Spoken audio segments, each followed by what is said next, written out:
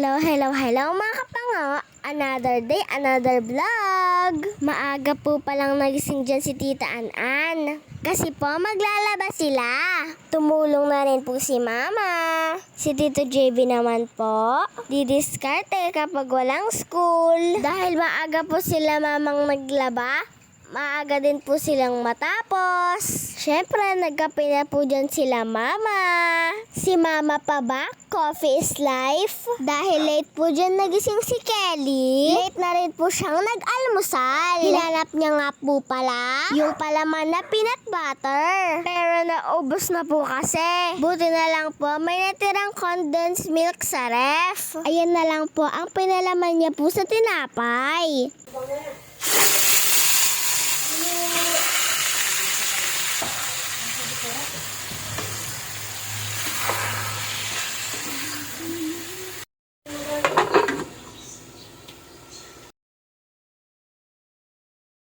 Adobong manok po pala ang niluto po ni Mama ngayong tanghalian. Ayan, nilalagay na po ni Mama yung toyo. At sinunod na rin po yung suka. Siyempre, hindi po mawawala ang pampalasa para sumarap ang legendary adobo. Ayan, minekos-mekos na po ni Mama. Nilagay na rin po ni Mama ang patatas. Kayo po mga kapango, nilalagyan nyo po ba ng patatas kapag nagluluto po ba kayo ng adobo? Share nyo naman po mga kapango kung ano pong sekreto nyo kapag nagluluto po kayo ng adobo. Para po magaya namin. Ayan, luto na po yung legendary adobo ni Mama. Ayun o, nauna na pong kumain si Ate Maymay. Gutom na daw po kasi siya. Naghain na po si Tita para po makakain na po kami. Uy, si Kelly o, nagbabantay. Inaabangan niya po yung sa kanya.